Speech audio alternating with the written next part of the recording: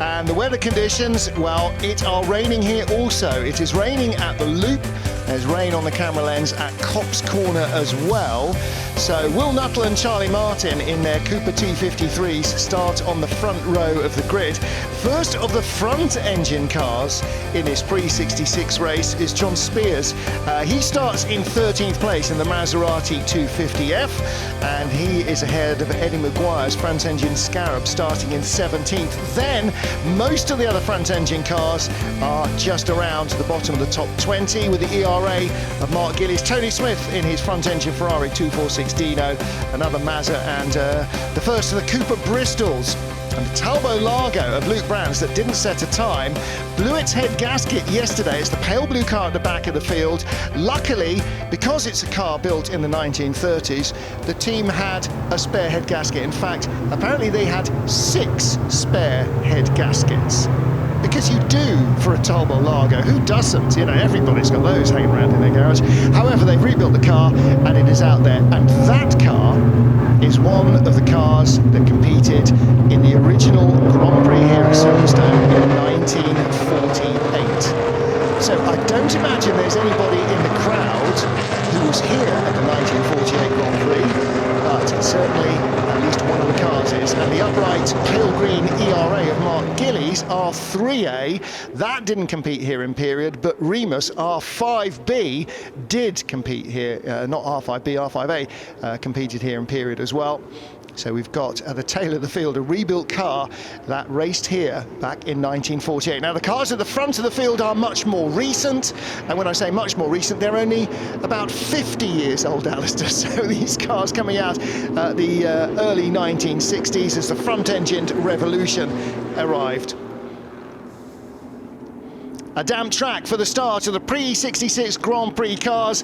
The front-engine Coopers dominating in practice, and it is car number 10, Will Nuttall, the green car with the white stripes, who leads the field from Charlie Martin, Andrew Beaumont in the red Lotus with the green noseband in third place. The upright ERA R3A of Mark Gillies from the 1930s in the centre of the field.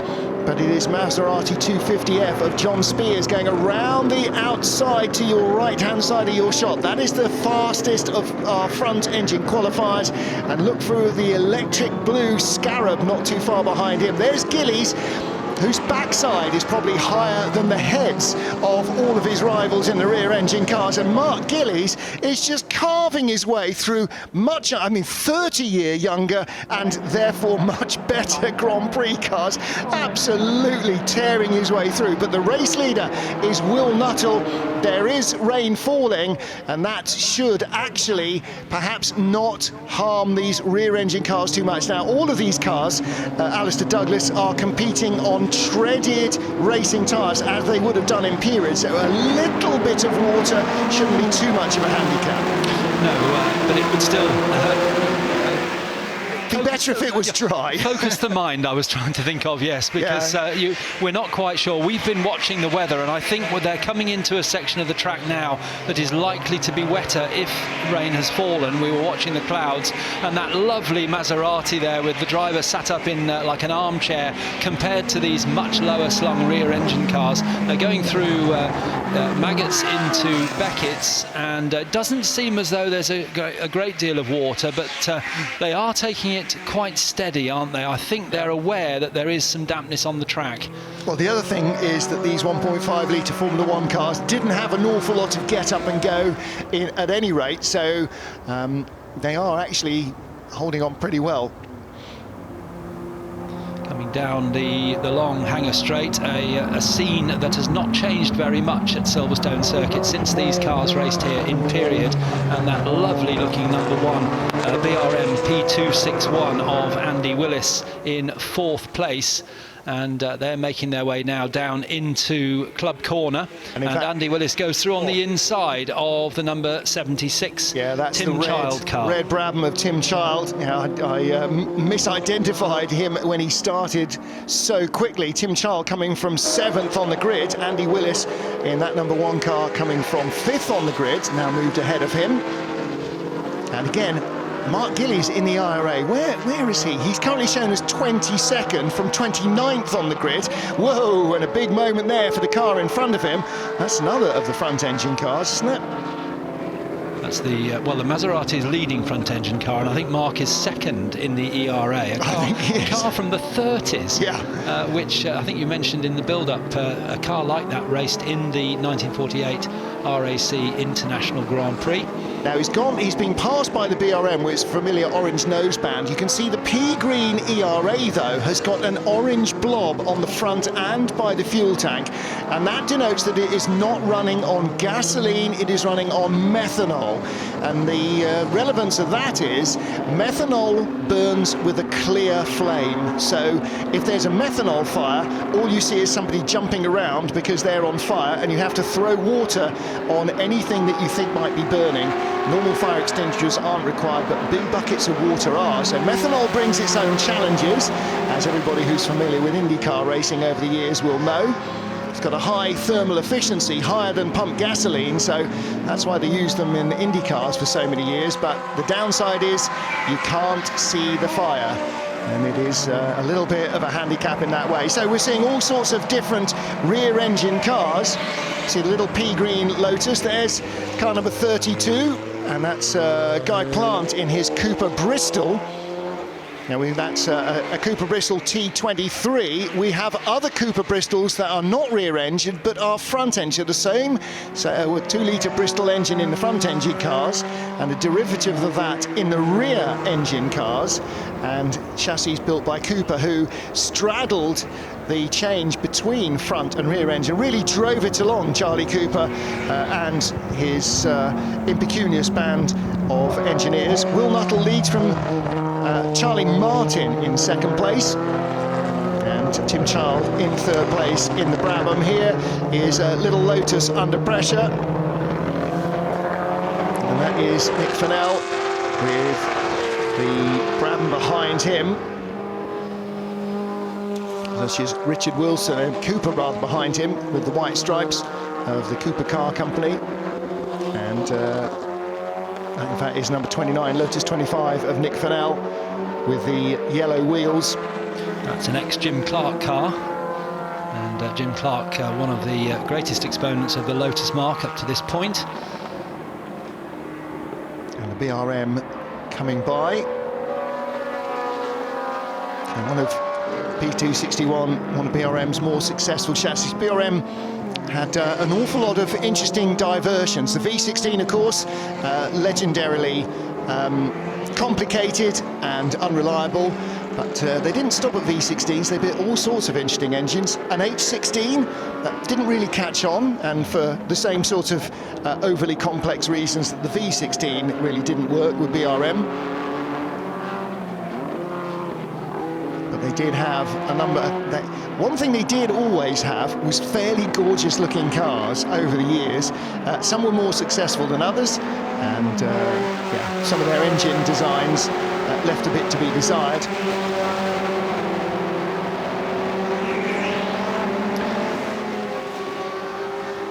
Tony Lees in the number 87 Cooper, and carving around the inside, Tom Waterfield in another Cooper Type 43, T43 compares to the T53, and there's a 3-year gap between the two of them, both rear-engined, but of course every time you take a car out on track you learn a lot more and you develop that into the next car. The red car number 128, Jeff Underwood, another Cooper but with an Alpha engine from 1961, so that's quite a rarity. Most Coopers would have been built in the UK, raced in the UK, all by British teams, and predominantly would have had Climax engines, but the Alpha engine in that T58, T59, the bright red car that was just at the back of the shot there.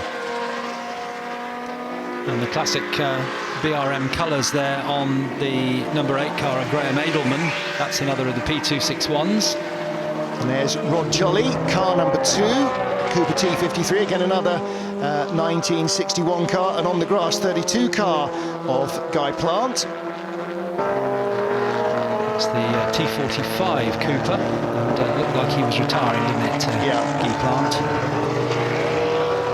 So Rod Jolly will drive in another one of our Grand Prix car races in the Lister Jaguar Monza GP car. So it's essentially a chrome shoebox based around a Lister Jag sports racer for the Monza-Lapolis Races of Two Worlds, which happened at Monza, where the Indy cars came over to take on the best of the Europeans, and because it predominantly was around the bank circuit at Monza, thrashed everybody. Charlie Martin with the fastest race lap, 2:22.4, car number 59, just 0.2 of a second quicker than our race leader Will Nuttall. As again another position change, the Jim Clark Lotus. And that's slipping by. That's the chassis that Jim Clark won his first 3 Formula 1 races in, non-championship races in South Africa, but that was the beginning of his tremendous career in Grand Prix racing. And Mark Shaw wearing an almost Jim Clark tribute helmet, dark blue with a white peak, not quite, a little bit lighter blue, but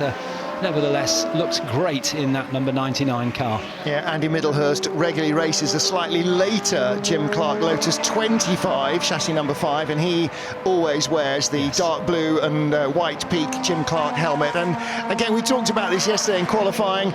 We saw an ex-Elio De Angelis car out with an Elio De Angelis helmet, and I'm not averse to drivers either wearing their own colours because they're not the original driver, or just completing the picture by having that view. There's your race leader, Will Nuttall. Charlie Martin just a whisker closer on the last lap, 0.2 of a second closer, so 3.16 behind as they started the lap. There is Charlie, just dialing in the oversteer as they sweep through Stowe. And these wheels would look spindly on any car, never mind on a racing car. These are about, what are they, maybe 5-inch rims? 5.5 at the most. Coming up behind the second of our little battle, or another of our little battles, Cooper Bristol in front, the front-engined Cooper Bristol. We've seen a rear-engine Cooper Bristol, and behind it, misidentified that as an ERA yesterday. It is not an ERA. It's a Maserati 8CM. Indeed. Which from 1934, so a similar sort of period to the ERA we saw earlier with Mark Gillies, the light green car, and the Cooper. You can see straight away, we had a quick shot of that Maserati, and look at the Cooper, and so much lower. In fact, this car, the T53 that Charlie Martin's driving, was nicknamed the low line because compared to the T51 which preceded it, the driver sat a whole inch lower.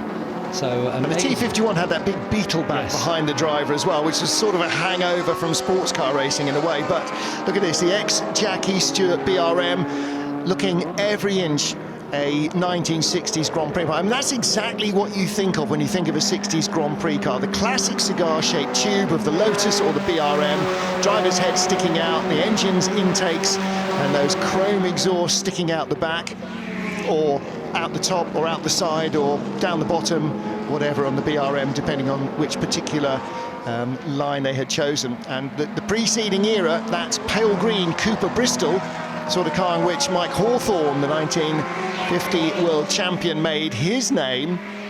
It was one of his first racing cars.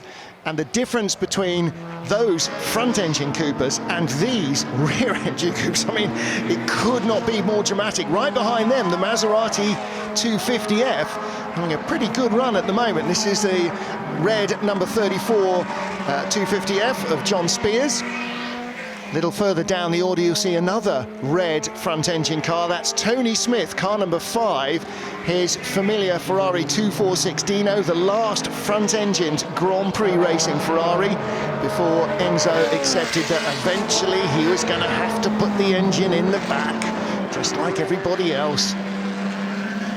And the red Maserati leading the front-engined contingent in this race, John Spears, who we've seen out a number of times already in this meeting.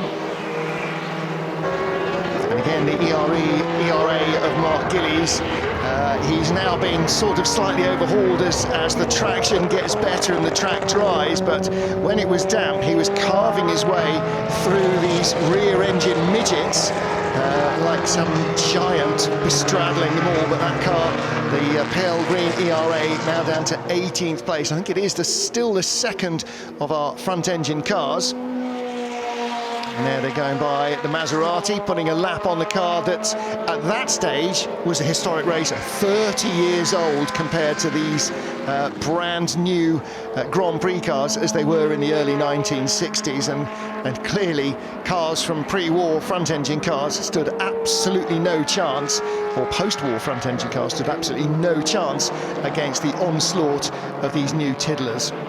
And the two front-engine cars on our screen there at the back of this group, the Cooper Bristol is what in the type of car that Mike Hawthorn, thank you very much, Martin. Mike Hawthorn made his name before becoming world champion, and the red Maserati, Sterling Moss bought one of those privately, or his father did for him, to make his name in front of the Mercedes works team. And of course Moss then drove along with Fangio for the Mercedes Grand Prix team. Battle for third here. The red car, Lee Child. Right behind him is car number 29, and that is the Lotus of Nick Fennell. And that's a car that Jim Clark won a number of Grand Prix in, the Nick Fennell car, also driven by Trevor Taylor. But Clark was first at Pau, Imola and here at Silverstone in the International Trophy in 1963. I said Lee Child, I meant Tim Child. Did I say Tim Child? And maybe I meant Tim Child. Tim Child in the red Brabham with the green noseband, and right behind him with its yellow wobbly wheels and the familiar green and yellow of Team Lotus. Tucked up Nick Fennell in the Lotus 25, gets the run out of the Beckett's S's, through Maggot Curve and onto the Hanger Straight, through Chapel Curve onto the Hanger Straight, and he goes by into Stowe. He doesn't have the open face helmet or the peak, but the blue on the helmet is about right for Jim Clark, the sheep farmer from Duns in Scotland. And really dominant in this period of Grand Prix racing, Jim Clark. Absolutely. The significance of Clark being so successful suddenly meant that young drivers like Jackie Stewart were looked at with perhaps more interest than a quick driver from Scotland might have been, had there not been a quick driver from Scotland winning things in Formula One. So certainly opened a lot of doors, and you know, to a degree it's still the same today. If you don't see it, you can't be it. And suddenly Jackie Stewart went from potentially being an Olympic shotgun and trap shooting champion to being a potential Formula One world champion. And what he would have done at the Olympics we'll never know, but we certainly know what he did in a car, around cars and around motorsport, and continues to do so. Still in his 9th decade. Whoa! Little lock up there, just avoiding dramas. So that's the low nose of Rod Jolly's Cooper.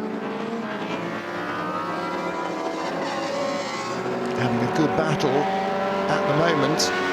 Car right in front of him is 87 Tony Lee's T53 Cooper. So these two cars, both built in Surbiton in Surrey at the Cooper Works. Of course, so many people know John Cooper's work from Mini Coopers, and it definitely didn't hurt to have that association. Certainly in the early days of Mini Coopers, he didn't earn very much per unit from BMC. I'm sure it was counted in pennies rather than pounds. But that fame, that Formula One success, World Championship success, and the Mini Cooper's rallying success brought really changed the nature of the Cooper Car Company. Yes, it's rather sad to see the name used now. You're following a diesel Mini along the road, a bulbous new BMW Mini, and it's got Cooper on the back, and you think, yeah, not really. Yeah, but change of pace, Rod Jolly moves up again. Rod Jolly prepares as good a car as he races. And into the pit lane comes Will Nuttall, the race leader. So Will coming in at not racing pace, well, certainly not in the pit lane, but coming in from the lead. And so suddenly Charlie Martin is the race leader, and Nick Fennell is now in 2nd place. Tim Child in 3rd, Mark Shaw in 4th. There is your new race leader. So whatever has befallen Will Nuttall, his car has decided that that is enough. The Cooper in the pit lane, and Charlie Martin leads in a similar car from the same year, the T53. Well, there you go, Cooper Bristol in front and Cooper T53 behind. What a step change that must have been to be around when front-engine Grand Prix cars were superseded by these things that were half the size, a third of the height. I don't think that came off the leader's car. A little bit of debris blown on track. If you could keep a hang on things, even if it is a little bit windy, that would certainly be appreciated. And Rod Jolly moves up another spot, so that is up to 6th, which will be 5th once Will Nuttall has been passed as they go past the pit lane. And Rod Jolly just chucking it in sideways and sorting it out on the way out. So Tim Child third in his Brabham. Nick Fennell's second in the Lotus 25. Race leader is Charlie Martin, and any one of these, with Katsuki Kubota a little further behind in car number 9, trying to get involved in this action. There he is in the pale green car. Kubota, arch enthusiast from Japan, and he's in Lotus 24, dates to 1962. And he is being chased by the 51 Cooper of Tom Waterfield, car number 51, not 1951. So there's Tom Waterfield in 9th place now. And that means in the top 10 is the Maserati 250F of John Spears. So the lead front-engine car, by dint of some very good driving and a couple of moments in front, and there might be another one. Katsuki Kubota on the grass there. A little wild moment from Richard Wilson in the darker green Cooper. And Kubota was challenging him into the Beckett's S's. Looks like Wilson carried just too much speed into that second element, was all over the place. Kubota had to take to the grass. The Japanese driver in the pale green car, the BRP colours, comes around the outside, doesn't quite make it through there. So a little recovery of composure by Richard Wilson, but that was a heart-in-the-mouth moment for both drivers. A few seconds left on the clock. Is the leader going to take the checkered flag, or has he gone through to start another lap? I think he's gone through, Charlie Martin, to start another lap. Yes, he has. On the Wellington Straight, yes. On the Wellington Straight. On his last lap. Yeah. So one more shot for Kubota to get by Wilson. And Charlie Martin leading by 18 seconds. So twiddling the wheel, negating the oversteer and the understeer as he comes in and comes off the corner, goes by the Cooper Bristol, or one of the Cooper Bristols. Making his way up to Copse Corner, a great shot on the run into Copse Corner, and then as they leave Copse and crest the rise at Maggots, a wonderful evocative shot of Silverstone there, yeah, with the heat haze as well, which is nice to see. The leader comes into the Beckett's S's for the final time. Charlie Martin, who Ed spoke to at the beginning in the assembly area, and he's done some work on the brakes, but I think he'll be very, very happy with this run in this race, albeit I'm sure he wouldn't have wanted Will to retire, but a nice to take a win. Well, Charlie Martin romping clear of the field, and as we saw him going past the Cooper Bristol, that Cooper Bristol, the upright front-engine car from 1953, this Cooper 1960, just 7 years separate them. It looks like one predated World War II and the other one was post-World War II. Such a shock of the new, these cars introduced when they came into racing, and we have not looked back since. Charlie Martin then will take victory here at Silverstone in the historic Grand Prix Car Association Pre-66 race for Grand Prix cars. Victory for Charlie Martin in the Cooper T53. Nick Fennell will be second place from 4th on the grid. He started right behind Charlie Martin, car number 29, the ex-Jim Clark Lotus 25. He will come across the line in second place with the Assegai in front, the Cooper Bristol behind, and across the line in third place is the red green-nosed car, the Brabham BT3/4 of Tim Child. So there is the Maserati 8CM, the pre-war car from the 1930s. And in fourth place will be Mark Shaw, car number 99. Fifth place, Rod Jolly in car number 2. Ahead of Tony Lee's Cooper, and then the pale green car of Katsu Kubota did get the better in the end of Richard Wilson on the last lap after they started the penultimate lap in all sorts of disarray. And there, hand out to the cockpit in the Maserati 250F. John Spears, did he cross the line in 10th? Yes, he did. The first of the front engine cars to the flag in 10th overall out of a field of 42. So early race leader and pole sitter Will Nuttall, I'm afraid, having to retire before the end of it, but you've got to be there at the flag to claim victory, and Charlie Martin was. There's Nick Fennell's Lotus in second place.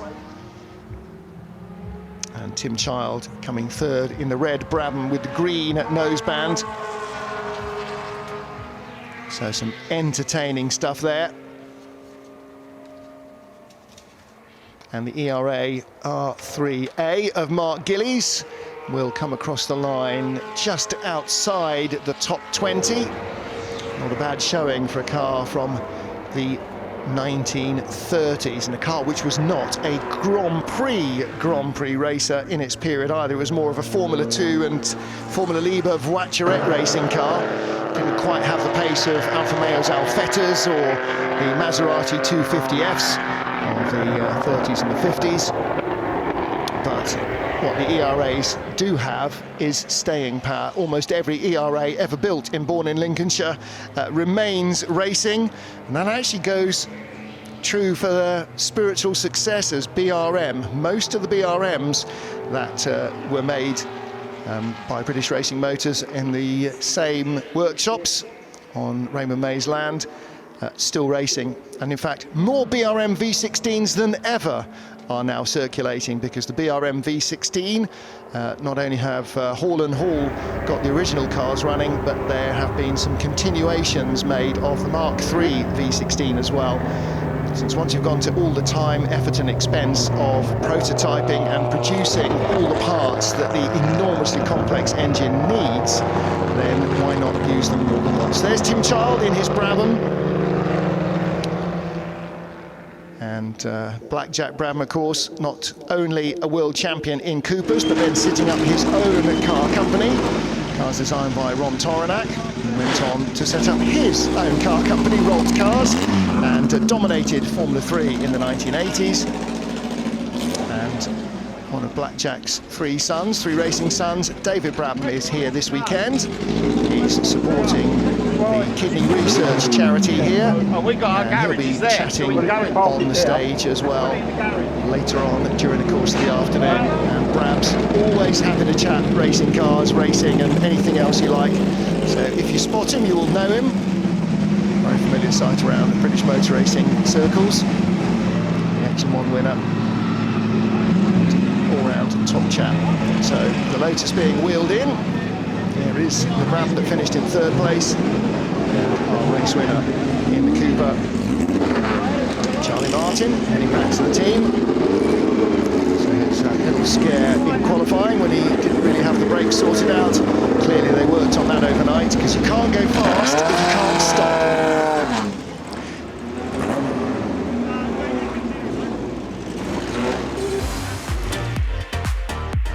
A Cooper claims victory in the HGPCA Pre-66 Grand Prix Cars race.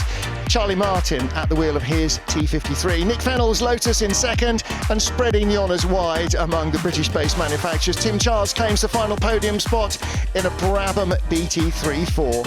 And the first of the front-engine cars, John Spears in the Maserati 258, finishing a fine 10th place despite some very wet conditions ahead of BRM P261 of Philip Buhoffer. The Alpha engine Cooper finishing in 12th position, and more of our front-engine cars in amongst the top 20. And further down, Tony Smith just 30th place for Ferrari's last front-engine Grand Prix car. The unique Assegai and Noita Peugeot, both finishing, two South African-built cars, and the Turbo Largo that started the Grand Prix in 1948 here at Silverstone, the first post-war race, also out on track. The shock and the new versus the remnants of the old front engine way of going motor racing. The pre-66 Grand Prix cars showing the 1500cc category and the rear engine revolution in all its full effect, with British-based manufacturers like Cooper, Brabham, Lotus, BRM battling at the front of the field against their continental rivals, and the rear engine revolution suddenly saw British manufacturers winning more and more frequently. British world champions and British-based world championship winning cars. Frantic action all the way through. Early leader Will Nuttall retired towards the end, leaving his closest rival Charlie Martin to claim victory in another Cooper T53, with Lotus second on the grid and a Brabham finishing in third.